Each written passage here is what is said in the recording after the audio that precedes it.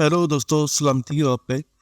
दोस्तों, एक वक्त था जब फोटोशॉप CS4 ना स्काई रिप्लेसमेंट का कोई ऑप्शन और ना कोई आर्टिफिशियल इंटेलिजेंस।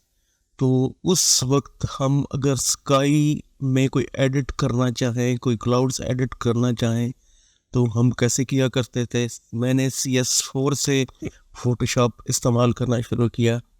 तो मैनुअली हम ये काम किस तरह से करते थे, तो चले आइए देखते हैं।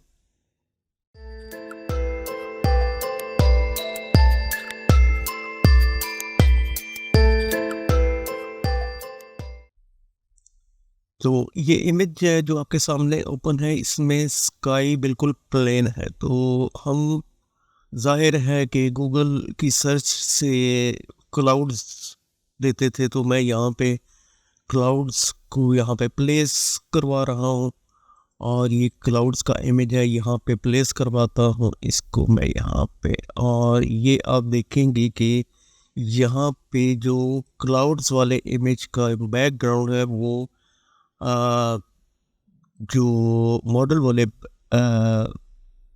इमेज है उसके बैकग्राउंड से मैच नहीं कर रहा। तो हम इसको यहाँ पे प्लेस करवा देते हैं और प्लेस करवाने के बाद अब हम काम ये सब मैनुअली करेंगे। अभी तो फोटोशॉप में स्काई रिप्लेसमेंट का ऑप्शन मौजूद है। आप यहाँ से स्काई रिप्लेसमेंट में जाके स्काई रिप्लेस कर, फ़र्ज़ करें कि हमने अपनी स्किल्स को इस्तेमाल करना है, फोटोशॉप के टूल्स को खुद इस्तेमाल करना है और मैनुअली ये काम सब करना है।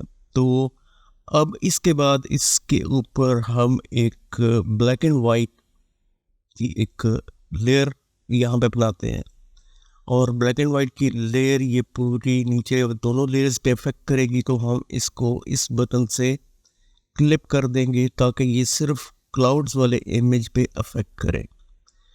अब इसमें जो सायान का स्लाइडर है इसको हम लेफ्ट साइड पे करेंगे तो स्काई बिल्कुल ब्लैक कलर में होता चला जाएगा और इसको हमने ब्लैक ही करना है। तो इस ब्लू स्लाइडर से हम इसको टोटल ब्लैक करने की कोशिश करते हैं और दोनों स्लाइडर्स को हम -200 और -200 पे करेंगे तो ये टोटली ब्लैक हो जाएगा। अब हमने नीचे क्लाउड्स वाले जो इमेज है इसको सिलेक्ट एंड एक्टिव करना है और इसका जो ब्लेंड मोड है वो हम स्क्रीन कर देंगे। स्क्रीन करने के बाद इस लेयर पे हम एक मास्क बनाएंगे और ब्रश टूल लेंगे और फोरग्राउंड कलर हमारा ब्लैक हो और यहाँ से हम फ्लो 100 रखेंगे, अभी 100%। और यहाँ से हम क्लाउड्स को ये रिमूव कर देंगे। अभी आप अगर गौर से देखें तो दूर के क्लाउड्स जो दूर नज़र आ रहे हैं, ये वाले क्लाउड्स और ये नज़दीक वाले क्लाउड्स, इनका एक सी ओपेसिटी है जो कि कुछ सही नहीं लगा। इमेज जो गर्ल का इमेज है इस पर से क्लाउड्स को यहाँ पे रिमूव करते हैं और इसके बाद हम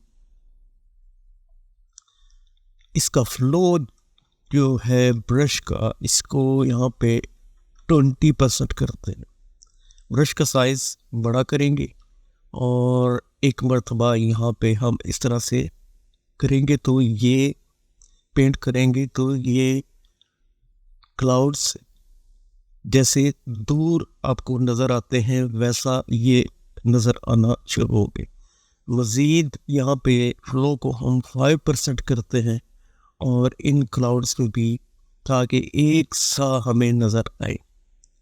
और ये ऐसे हम मैनुअली उस वक्त क्लाउड्स को CS4 मैंने शुरू किया था तो CS4 में हम क्लाउड्स को इस तरह से ऐड करते थे, मैनुअली काम करते थे, कोई स्काई रिप्लेसमेंट नहीं थी।